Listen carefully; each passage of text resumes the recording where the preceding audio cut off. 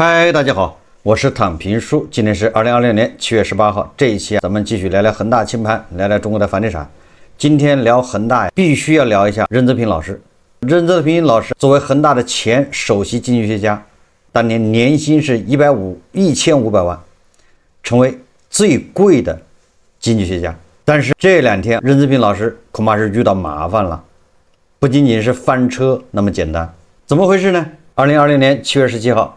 就在前天，咱们著名的最贵经济学家，但是也有人说是网红经济学家任泽平老师，在网上非常痛心的发了一篇文章。这次文章叫深感心痛，非常惋惜。那怎么回事呢？原来是任泽平老师的会员听了他之前的 VIP 群里面惊天动地的呐喊，满仓，甚至加了高额杠杆和两融，重仓了存储芯片等所谓的科技牛的核心股票。结果呢，前几天 A 股科技板块连续回调，这位学员不仅把本金亏了个精光，还直接爆仓，整整亏损1000多万元。这个在网上传的到处是1000多万呢，放在一线城市也可以买个不错的房子，或者几百辆心爱的电动车。结果在任泽平老师的指引下，瞬间化为乌有，灰飞烟灭。更绝的是什么呢？任老师在镜头前痛心疾首，满脸委屈的辩解说，我每天都在提醒大家不要放杠杆，不要举债，不要频繁操作，语气之真切，神态之无辜，仿佛那个在过去2个月里反复高喊科技牛还在，千金难买牛回头的人，根本不是他自己一样。这就好比一个开赌场的老板，天天在门口挂个喇叭喊小赌怡情，大赌伤身，但只要你一进门，他就贴在你耳边疯狂大喊，哥们儿，这把开大，千金难买大回头，冲！等你输的连裤衩子都不剩的时候，他摊摊手对警察说，我都写了告示让他不要大赌了，他非要压，我是深感心痛，非常惋惜呀。这个一点都不奇怪，因为这个和什么大字负责营销，小字负责免责不是一个意思吗？是吧？让你买的时候，他是那种口气，那种激动人心的那种亢奋，感觉不买你就完了，你知道吧？你不买这一辈子就完了。但是小字免责是吧？那提醒你风险的时候，轻描淡写。你说他的会员哪搞得明白？任泽平老师，我负责疯狂吹哨，你负责满仓死掉，赚了是我的宏观神迹，亏了是你贪婪的宿命。说到任泽平老师，我们就必须要把时钟拨回到2017年12月4号那一天，对于中国财富圈来说是一个载入史册的日子。恒大集团下发了一份分量极重的人事任命通知，正式任命任泽平为恒大集团首席经济学家、副总裁级兼恒大经济研究院院长，可是红头文件，我是见过的。薪资核定每个月125万。年薪高达1500万元，1500万年薪什么概念呢？当时的恒大高管队伍里，这个数字排名第3。无数吃瓜群众惊呼：原来读书真的能赚大钱！宏观经济居然能够研究出每一天一睁眼就进账好几万的神话。那么，当时的地产之王许老板究竟看中他什么呢？恒大官方给出的回应非常高大上，主要是看重他在宏观方面的研究能力。一个开发商花巨额资金请了这个研究宏观的，结果没过4年就爆雷了，你说说吧，这宏观研究有什么用呢？而任泽平老师也确实表现出了与之匹配的职业素养，绝对没有让恒大失望。入职之后，他牵头恒大研究院，开足马力对房地产前景进行持续亢奋毫无保留的唱多，什么中国房地产还有20年红利，一线城市房价还要翻2倍等惊世骇俗的论断层出不穷。他用最专业的经济术语包装了许家印最想听到的声音，他用最为宏大的发展蓝图为恒大疯狂借债、盲目扩张、大搞多元化的列车烧足了煤。后来的故事地球人都知道了，恒大最终负债2万亿，轰然倒塌。成为了中国金融史上最大的黑天鹅之一。作为首席经济学家，拿了1500万年薪，天天负责看清宏观趋势的任泽平老师，在恒大倒台前夜干了些什么呢？他走得极其丝滑，极其干净利落。2021年3月18日，恒大雷声隐现，任泽平精准嗅到了空气中的焦糊味儿，果断离职。第二天，他就发表了一篇真情意切的文章，叫《感恩时代，贡献社会》。紧接着第3天，他就发布视频，官宣自己高调加盟东吴证券，出任东吴证券首席经济学家。这一连招可以说是金融圈的凌波微步，片叶不沾身。面对后来铺天盖地的批评和质疑，任泽平老师展现出了他职业生涯的第一大核心技能——甩锅。他辩称，我其实在内部早就建言过要降负债，我也强烈反对过盲目多元化，但是2020年下半年犹如言不为用，难以融入，我才不得已不提出离职的。好一个言不为用啊！一个企业花1500万年薪请任泽平老师，就是为了听不为用的废话吗？如果专业建议一点用都没有，那为什么要花1500万请他呢？拿着高额年薪的时候红光满面，跟着企业一起吹泡沫的时候指点江山，等到企业爆雷了，一拍屁股走人，说其实我当年是反对的，我内心是不情愿的，我内心是抗拒的。这不就是典型的好处我全拿，责任你来背。恒大离职以后，著名经济学家刘胜军在2021年9月专门发文批评任泽平，说最大的特点就是煽情忽悠，见风就是雨，给很多投资者和企业带来了巨大的误导。你现在看果然是这样的。如果恒大这个事件还没有看清，那这一次可以说真真切切的把任泽平老师给暴露无遗。刘胜军老师还是太保守了，任泽平老师岂止是误导，他简直就是 A 股和中国财富投资界的因果律武器。只要他坚定看好什么，那件东西大概率就要迎来灭顶之灾。有人整理了这个任泽平老师一张极其精准的著名反指封神时间线，封神就是没有这么准过。2021年11月，任泽平提出李宁的新国潮，认为国货崛起，坚定看好。那么后来呢？李宁股价随后2年暴跌70%，高位接盘侠欲哭无泪。2022年6月，任泽平老师高喊当下不投新能源，就像20年前没买房，极其煽情。而市场表现呢，就在任泽平老师喊完以后新能源板块当天见历史大底，随后进入长达数年的漫长调整期，现在还在调整。我记得当时任泽平喊这个的时候，咱们也做节目了，是吧？2024年10月11国庆暴涨期间，疯狂预言节后开盘即收盘，暗示全线涨停买不到。结果10月8号当天大盘高开低走，一落千丈，无数新股民被挂在山底。这都是听了任泽平老师冲进去的。这个挂在杆上的那些股民到现在估计还没解套呢，那是3600吧，3700，你现在已经又回到3700了，那怎么可能解套？这就是听了任泽平老师蛊惑忽悠煽动。2025年6月，高调提出泡泡玛特神话，吹捧某种消费新信仰，结果泡泡玛特股价2个月后见最高点，随后直接腰斩，现在还在调整呢。2026年2月发表激情演讲，普通人的逆袭机会来了，大宗商品牛市来了。结果呢，铜、铝等周期品在年初见阶段性高点，随后全面回落，很多已经腰斩。2026年6到7月，不到1个月内公开发文超15次，死磕科技牛，千金难买牛回头。7月以来，存储芯片、半导体等科技股连续暴跌，导致任泽平老师 VIP 会员爆仓。关于科技牛，千金难买回头牛回头，这任泽平老师最近在微博上天天吹。我记得我做节目还说过，对不对？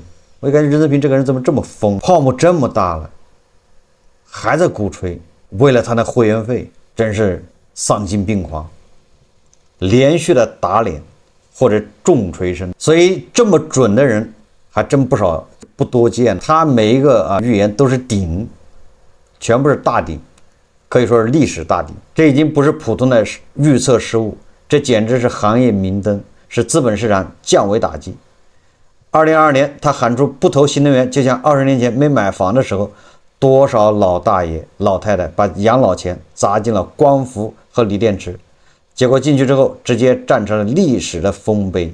到了2024年国庆节后，全网情绪高涨，他又跳出来喊开盘即收盘，结果开盘确实是最高点，收盘直接把大家死死套住。再到今年2026年6月份开始，他就像一台没有感情的复读机，一天1个半月里发了15次文章，天天在那里科技牛，实际上在卖课，他就做各种宣传，就让你晚上是看直播，他就卖什么课啊？2980元的 VIP。其实2022年到2024年，任泽平老师职业生涯还出过不少幺蛾子，这些咱就不说了。比如说他卖生发水，后来被取缔，是吧？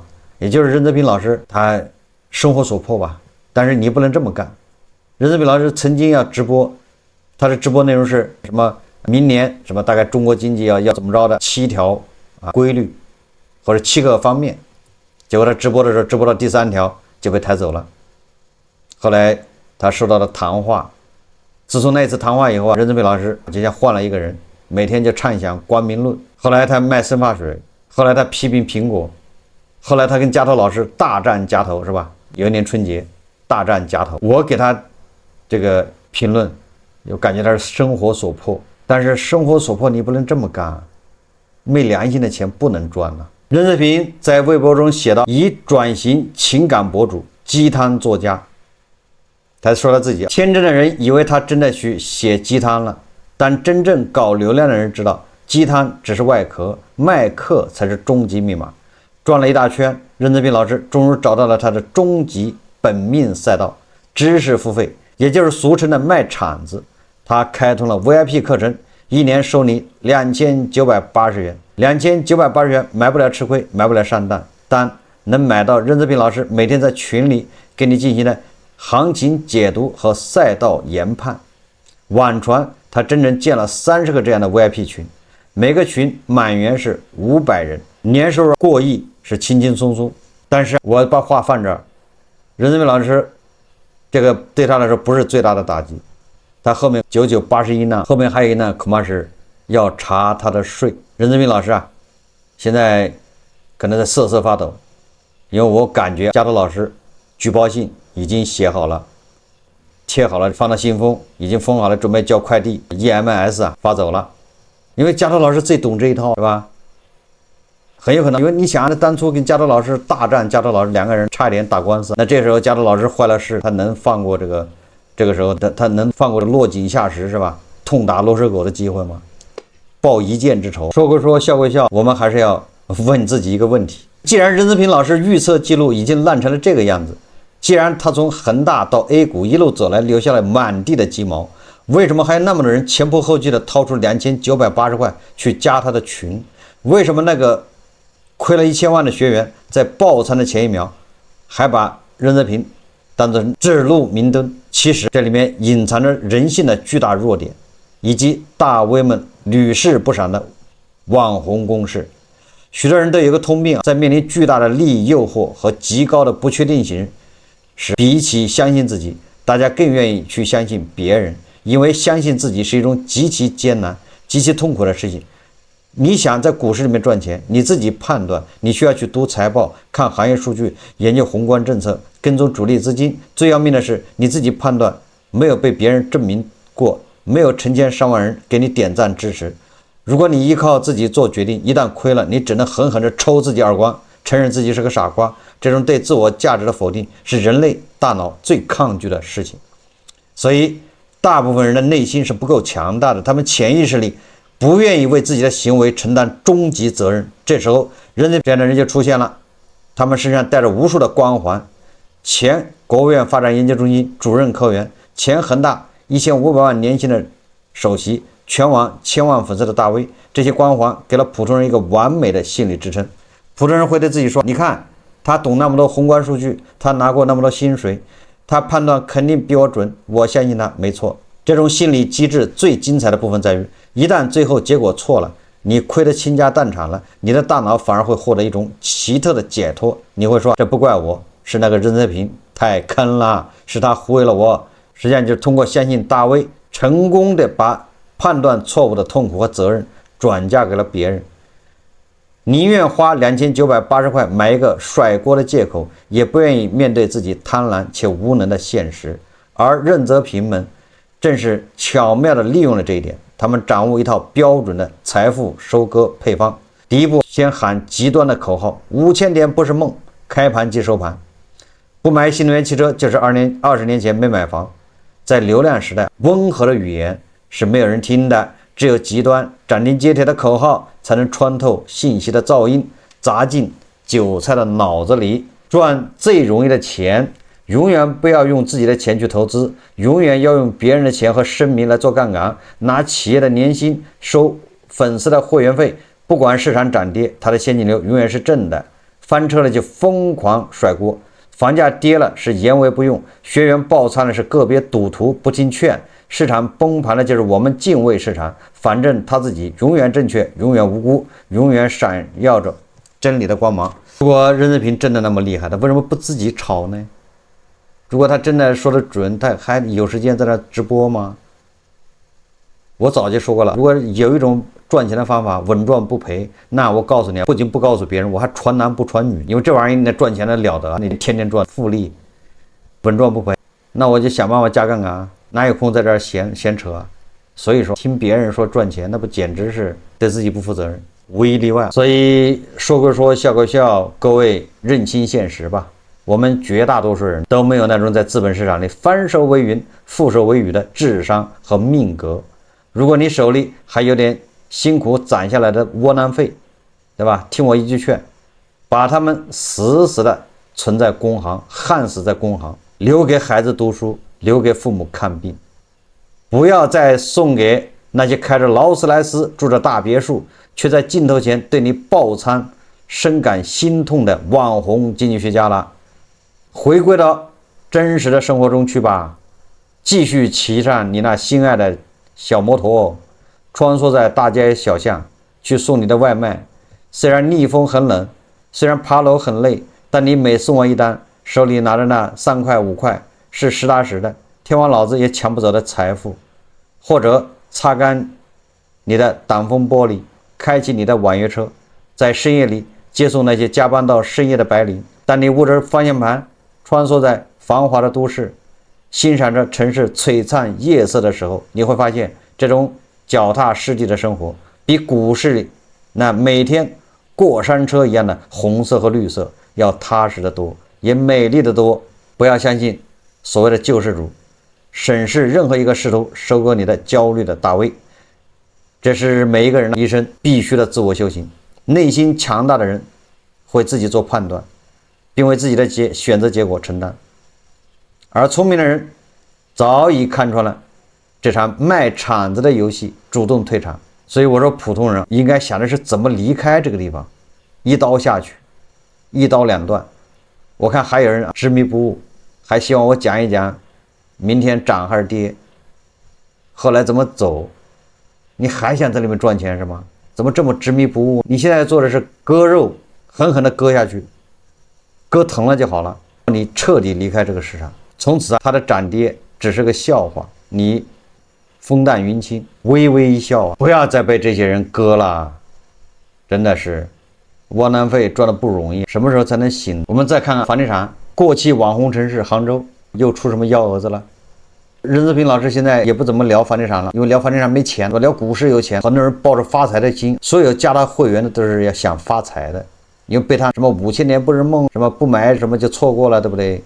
被这种豪言壮语认为进去一买就会发财，就会突破圈层，这些人都是想发财的，最后没有人发财啊，都破产。想发财的都是破产了。任泽平老师30多个群里面人的裤衩子都背干净了。聊房地产没钱，为什么聊股票？就这意思。但是咱们还得聊房地产，得聊。今天钱江晚报他又刊登一篇文章，钱江晚报说杭州名校学区房持续祛魅，1平米10.6万的超小学区房卖不出去啦，完了，杭州学区房现在就砸手上了。我还说未来北京、上海这一线城市学区房泡沫要破，现在杭州就开始破了。去年3月刚拍下的7.75平米超小学区房，今年就被挂上了中介平台，房东的心理底价甚至低于拍卖成交价。尽管如此，房源依旧无人问津，从抢不到没人看，名校学区房正在市场中逐渐失去光环。你看我这判断是没错的，是吧？我是不是一直说啊，明年后年所有那些买学区房的，就是今年以孩子上学名义买房这些人，明年后年就要后悔了，又要痛哭流涕。你看看这杭州就是这样的，去年3月买的房子，今年卖不掉。2025年3月，孝丰路13号3栋107室在阿里平台开拍，这套房源建筑面积仅7.75平，为1居室平房，灶台、冰箱、洗手间一应俱全，还搭了阁楼床铺。这套房最大的卖点在于对口安吉路实验学校，以及距离西湖不到1公里的核心位置。正因如此，房源吸引了超过5万人次围观，34人报名参拍，经过58轮出价，最终82万元成交，折合单价约10.6万元。而彼时孝丰路小区二手房晚签均价仅约4万元每平米，这套房相当于小区均价的2.5倍。仅过去1年，该房源再次出现在中介平台上，贝壳和我爱我家平台挂牌价均为88万元。知情中介透露，房东的心理价是80万元，折合单价10.3万元，低于当时的拍卖成交价。然而目前2个平台均显示30天内无人看房。德佑文辉店店长黄建军表示，这套房目前处于空置状态，按照市场价出租大约可以做到1500元每平米，折算年出租率回报率可以达到2%以上。不过即便如此，大部分购房者仍无法接受如此之高的单价。不仅是孝丰路这套房源，这几年随着学区房整体祛魅，超小户型学区房也从稀缺抢手变成了无人问津。豪氏华邦文教店经纪人胡伟告诉记者，今年板块内成交单价最高的老小区学区房是文二新村一套30.55平米的房源，成交总价248万元，折合单价8.1万元。胡伟成表示，这套房子成交于3月市场最热的节点，也被很多人认为是具有偶然性。倘若放到现在出售，这样的价格很难找到买家。胡伟成进一步表示，超小户型学区房虽然总价可控，但如今的买家不仅看总价，也关注单价，单价过高，像过去超过10万元的高价，现在已经没有人买单。与此同时，今年学区房仍处于下行通道中。一位学区房中介表示，以学军小区的学区房为例，去年上半年可以卖到400万元的房源，今年大部分成交价已经跌至300万元出头。你看，去年上半年400万，现在只卖300万，100万没了。这就是杭州学区房，你说这一年缩水多少？你想想，所以我说明年后年，所有那些打着为孩子上学名义强行上车的买学区房的，明年后年肯定会后悔。学区房已经祛魅了，这个理由很简单，一个是孩子越来越少，竞争没那么激烈；第二个家长也祛魅了，比如孩子上学，你玩命的学，学了之后也是送外卖，也是发展自己的爱好，开网约车，那何苦？你看他说此外，随着入学人数逐年减少，许多学校从红色预警转为黄色甚至绿色，不少名校已可以实现随买随上。一些家长为了孩子上学，选择在开学前买入学区房，入学后再出售，这一进一出增加了挂牌房源的供应量，价格因此进一步受到挤压。好多人把房子一买，就是为了孩子上学，等他上学学籍一弄好，一上学不好意思，房子就挂出去卖了，他也不住那儿。你说这玩意儿，你说这种现象合理吗？肯定不合理，对不对？不合理的现象是怎么造成的？要不要改？以后一改，学区房就没戏了。不过胡伟成也表示，学区房祛魅对于很多家庭来说，也意味着名校门槛更低了，能在一定程度上减轻教育压力。这是朝新闻记者吴佳怡。所以这个过气网红城市杭州，你看看学区房扛不住了吧？那接下来就轮到北京、上海、深圳这些地方，学区房所有有泡沫的都得跌，挤泡沫，因为家长已经掏不起这钱了，也不想掏了。最后我们再看看香港楼市，香港楼价连跌2周，也就见顶，这个可不是什么好信号。机构指受世界杯热潮影响等楼市气氛放缓，中原城市领先指数最新报 159.34， 按周比跌 0.13%， 四区楼价只有九龙录得跌幅，新界西升幅最大，按周升近 2%。编制指数的机构表示，受港股下挫加上世界杯热潮影响，楼市气氛放火，成交减少，楼价升势受阻，正步入反复整固阶段。香港已经涨了10几个月了，涨不动了。实际上这就是信号。内地楼市也受世界杯影响，不但楼市，新媒体平台流量也被世界杯严重分流，是等赛事结束后1周左右才会陆续恢复正常。而内地的楼市卖不动，跟人世界杯有啥关系？所以考虑到学区房还要补跌，那我们有理由相信未来房价还有空间。所以说，如果你的资金实力不是那么雄厚的可以再等一等。当然，你说我有的是钱，那你就可以不等，及时享受早点享受，没错。好，这期节目我们就聊到这里，感谢大家收看。如果喜欢我的节目，欢迎订阅、转发，也可以在下方留言评论，谢谢大家。